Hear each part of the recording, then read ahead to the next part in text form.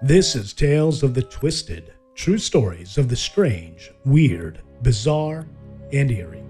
Today's story takes place in the one place we're taught to believe is the safest, the neonatal ward.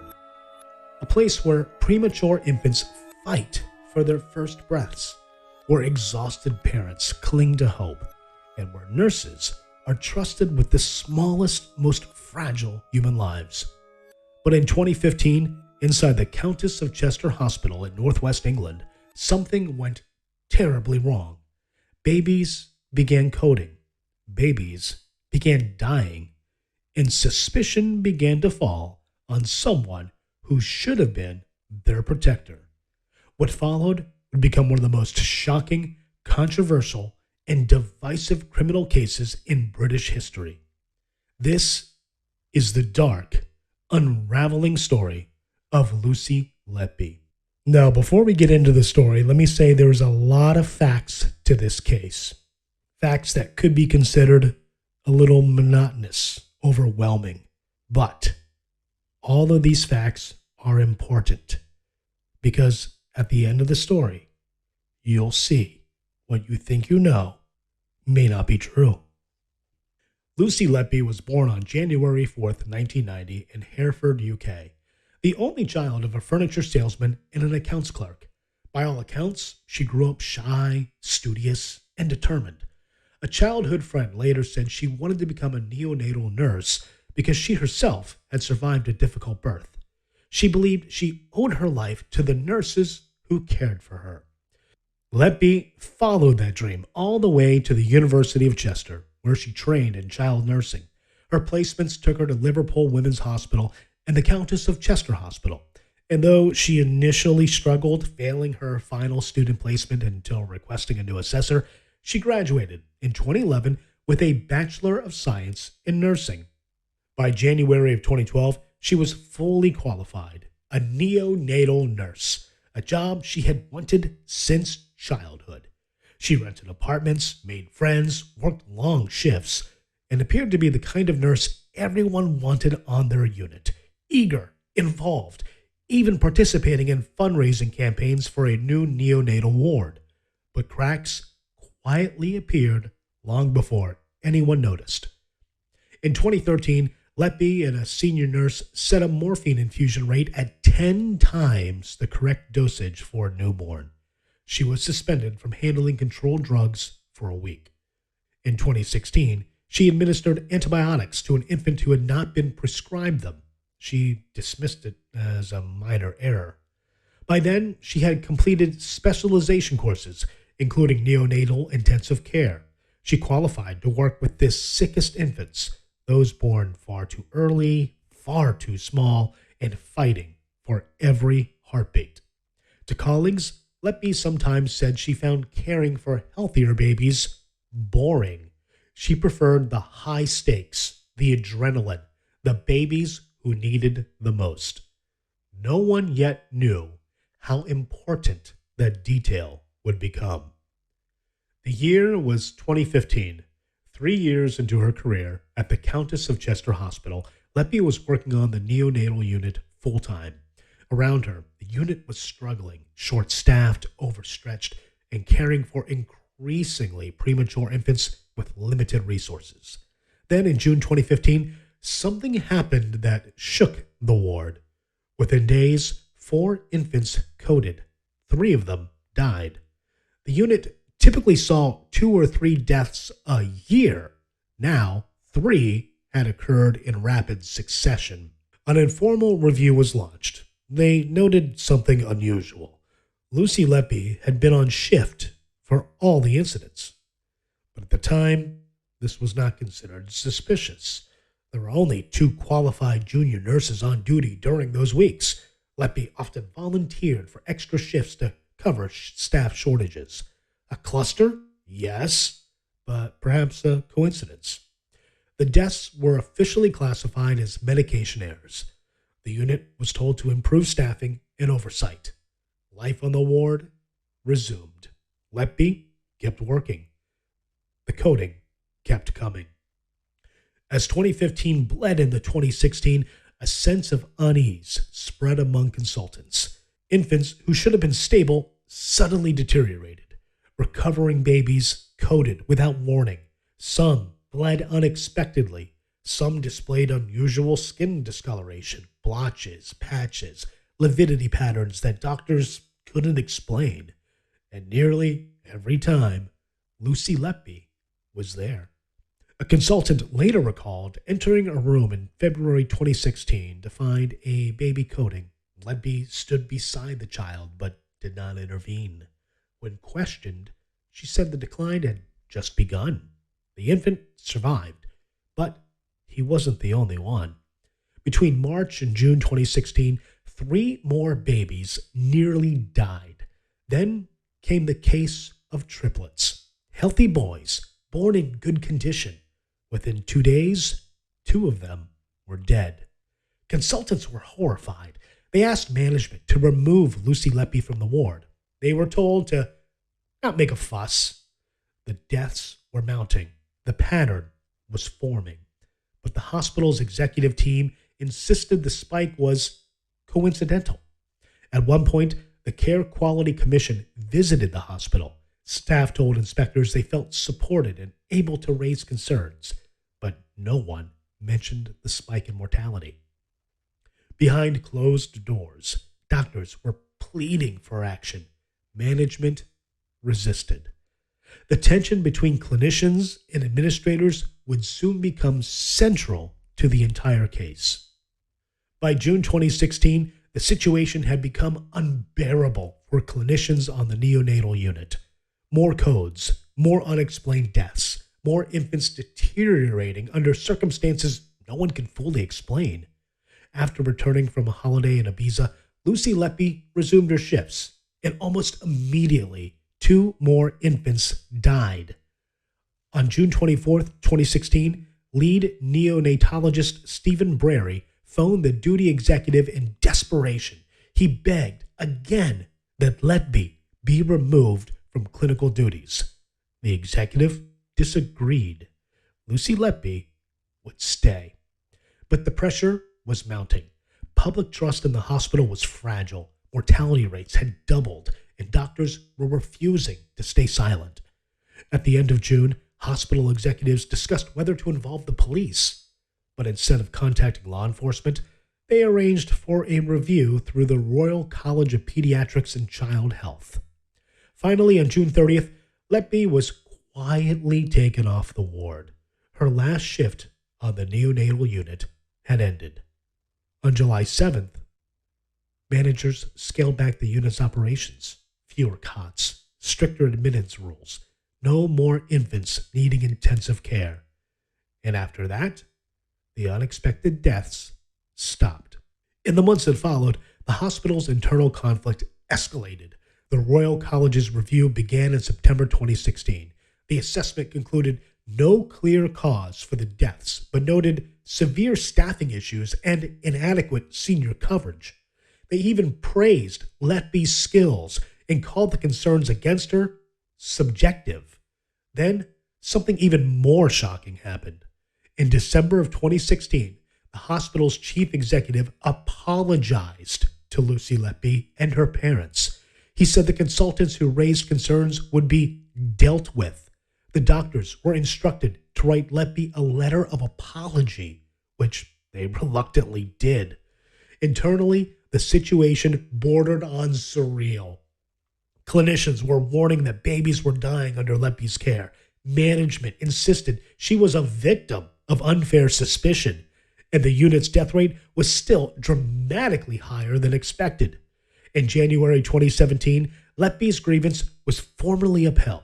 Her removal from the ward was deemed orchestrated by consultants with no hard evidence. The hospital framed the doctor's concerns as a professional attack, but the consultants refused to back down. In March 2017, 4 of them again approached management, this time demanding police involvement. They were ignored. So on April 27, 2017, they contacted the police directly. At last, the police agreed. The situation required investigation. 5 days later, Letby was due to return to clinical duties, but with police involvement imminent, the unit could no longer risk it. She never returned to the neonatal ward again. The police investigation was named Operation Hummingbird. Initially, it was broad. 61 cases of infant death or sudden codes were reviewed. Retired pediatrician and expert witness Dewey Evans contacted the National Crime Agency, offering his assistance. He would become the lead medical expert throughout the case. Across 2017 and 2018, police assembled a panel of specialists, forensic pathologists, pediatric radiologists, hematologists, endocrinologists, pediatric surgeons. These experts combed through medical notes, blood gas readings, imaging, and autopsy reports. Gradually, the focus narrowed. 22 cases were deemed suspicious enough to form the basis of charges. Then on July 3, 2018, police arrested Lucy Letby on suspicion of 8 counts of murder, 6 counts of attempted murder. During searches of her home and her parents' home, investigators found nursing handover sheets, resuscitation records, blood gas readings, and handwritten notes filled with disturbing, fragmented sentences. Among the phrases, "I am evil, I did this. I killed them on purpose. Help me. I haven't done anything wrong. Maybe I did. Maybe this is all down to me." The prosecution would later call these notes the closest thing to a confession. The defense would argue they were the writings of a distressed woman under investigation. Letby was bailed, then rearrested in 2019 and again in November 2020, this time denied bail. The community in Chester was stunned. Friends, colleagues, and former schoolmates described her as quiet, sweet, gentle, a typical British nurse with nothing sinister in her background. The contrast between the allegations and her public image only deepened the mystery. By November 2020, the Crown Prosecution Service formally charged her with 7 murders, 15 attempted murders, involving 17 infants known only as Baby A through Baby Q. Her trial was set, and the world would soon hear details no neonatal unit ever wants to face again. Lucy Letby's trial opened at Manchester Crown Court on October 10, 2022. She pleaded not guilty to all charges. The courtroom was filled with her parents, the families of the infants, reporters, and colleagues, many of whom testified under anonymity orders rarely granted in UK courts. The prosecution alleged an array of deliberate methods: air injected into the bloodstream, air injected via nasogastric tubes, insulin poisoning, excessive milk infusion, physical harm to internal organs, dislodging breathing tubes, and falsifying medical records. They said Letby was the only common denominator across the codes. They said the deaths stopped when she left the ward. They said she had searched for grieving families online. They said she inserted herself into tragedies, then messaged colleagues with running commentary. They painted her as someone who played God, seeking attention, thrill, or emotional stimulation from crisis and death. Letby's defense argued the opposite. She was a dedicated nurse, working in a dangerously understaffed unit where hygiene problems, sewage backflow, and infection risks were ignored, where medical errors happened frequently, where infants were extremely premature and fragile, and where managers shut down clinicians who raised valid concerns. They told jurors there was no direct proof, only inference, assumptions, misinterpretations, and flawed medical theories. Throughout the trial, Letby testified in her own defense. She cried when discussing accusations and how her life had collapsed. But observers noted she rarely cried when discussing the infants. At times, she contradicted herself. At other moments, she appeared calm, emotionless, or evasive. The courtroom watched every twitch, every shift of her voice, every tear or lack of one. But emotion was not what this case was hinged on. It hinged on evidence, and the interpretation of that evidence would divide experts for years to come. When the prosecution began laying out the evidence, they presented a narrative that was both clinical and chilling. They spoke about baby E, whose mother heard him scream, a sound no premature infant should be able to produce. She found blood around his mouth. Lucy Letby was in the room. Letby told her, "Trust me, I'm a nurse." Baby E died hours later. And then after his death, Letby sent the parents a sympathy card, a handwritten message she photographed and saved on her phone. Soon after baby E's death, his twin, baby F, became gravely ill. He survived, but his blood test results showed abnormal insulin levels. The prosecution said it was deliberate poisoning. Two infants, baby F and baby L, had almost identical results. Their expert witness called it the smoking gun, the clearest proof that someone had administered synthetic insulin. Letby denied it. Investigators discovered that Letby repeatedly searched the Facebook profiles of grieving parents, including on Christmas Day, on death anniversaries, and sometimes in clusters, as if she were hunting for grief. She searched for 11 families, often minutes apart. Letby said she was just curious. Her phone contained messages describing codes almost as if she were live blogging them. "Work has been shit, but I just won 135 pounds on the Grand National. I think there's an element of fate involved. I need to take an ITU baby soon for confidence." Within hours or days of some messages, a baby coded. The prosecution called it sinister timing. The defense said it was coincidence. Perhaps the most influential piece of evidence presented to the jury was a chart. It showed that Letby was present for 25 incidents, every collapse and every death included in the charges. The prosecution said it proved she was the common factor, a simple process of elimination. But later, statisticians argued that the chart was flawed, unclear inclusion criteria, missing context about total shifts, missing data from other staff, and later revealed mislabeled door swipe logs. At trial, however, the chart was powerful. During searches of Letby's home and handbag, investigators found handwritten notes, frantic, emotional, fragmented. Some were pleas, "Help me, why me? I'm sorry that you couldn't have a chance at life." Some were defensive, "I haven't done anything wrong. We tried our best." Others were darker. "I am evil. I did this. I killed them on purpose because I'm not good enough to care for them. I don't know if I killed them. Maybe I did." The prosecution called them confessions, the closest thing, they said, to an admission of guilt. The defense called them the writings of a young woman under immense emotional pressure, told that she was responsible for deaths, removed from the unit, suspended and isolated. Psychological experts after the trial argued that the notes resembled therapeutic journaling, written on the advice of a doctor. But in the courtroom, those notes landed with crushing weight. Throughout the trial, the infants were known only as baby A to baby Q, their identities sealed, their families shielded, their stories agonizing. The court heard about baby A, who died from what the prosecution called an air embolus. Baby C, a sudden code attributed to air via nasogastric tube. Baby D, another alleged air embolus. Baby E, bleeding and coding. Baby F, insulin poisoning. Baby G, twice alleged overfeeding.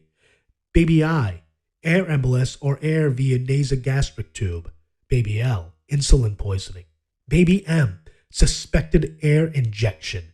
Baby N, throat trauma. Baby O, liver injury and air embolus. Baby P, air injection via nasogastric tube. Doctors testified that many of the infants were initially recovering or stable when sudden, unexplained declines occurred. During the triplet deaths in 2016, consultants described the atmosphere as traumatic, chaotic, and terrifying. They were convinced something unnatural was happening. The defense maintained prematurity alone could explain many codes. The unit was understaffed. Medical errors and infection outbreaks were possible. and infants in that ward often died naturally, sometimes without clear cause. One consultant said infant codes were nearly always explainable, yet in this case, he believed they weren't. In the case of child K, Letby was accused of dislodging a breathing tube. No one saw her do it. The deterioration could not be directly attributed. Accidental dislodgement is extremely common. The defense argued the evidence was far too weak.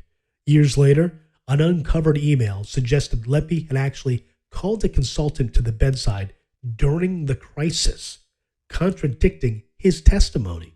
In the case of child O, prosecutors argued the infant sustained blunt trauma to the liver, deliberate harm. But the original pathologist said it could have been natural.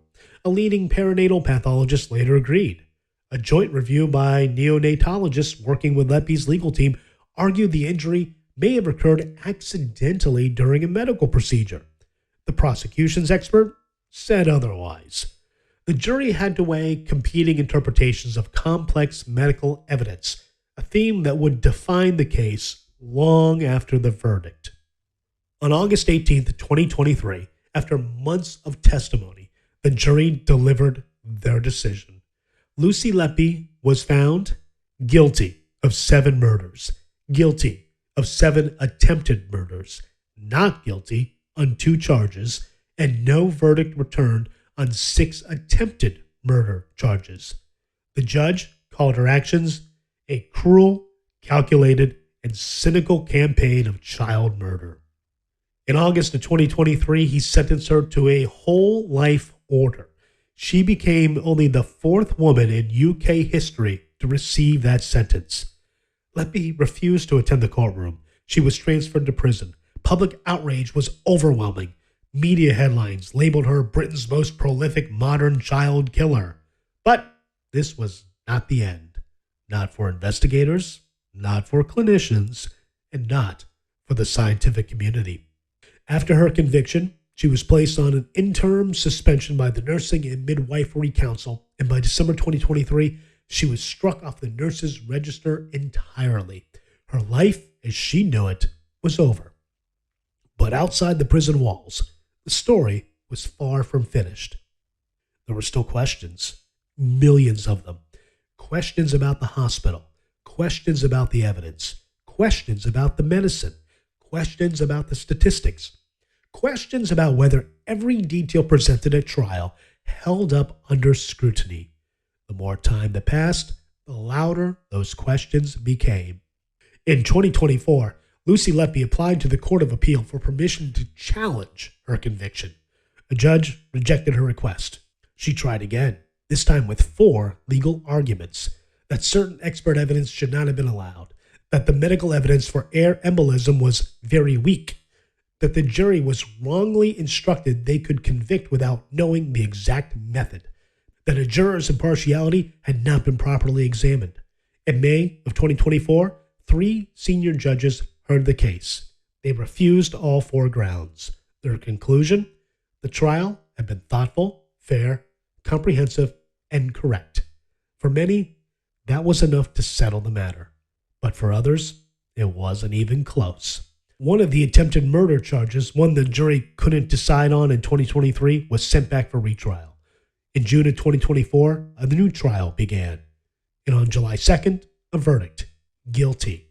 And on July 5th, Letby received a second whole life order. 2 months later, she attempted to appeal that conviction as well. Her request was denied. As public anger grew, the UK government launched a statutory inquiry. This was tasked with examining how warnings about Letby were handled and how so many infants could die without decisive intervention. The inquiry began on September 10, 2024, with testimony revealing a unit plagued with staffing shortages, skill mix issues, miscommunication, consultants who felt silenced, managers who downplayed concerns, and a culture that discouraged escalation.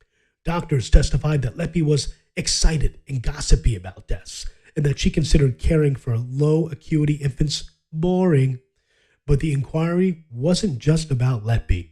In 2025, police arrested 3 former senior hospital leaders on suspicion of gross negligence manslaughter.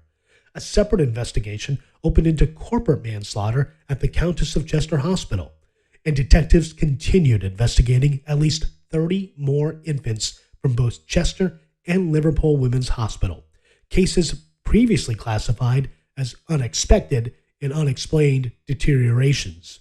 The possibility of new charges loomed. The shadow of this story was only getting bigger. After the trials concluded and reporting restrictions were lifted, something unexpected happened.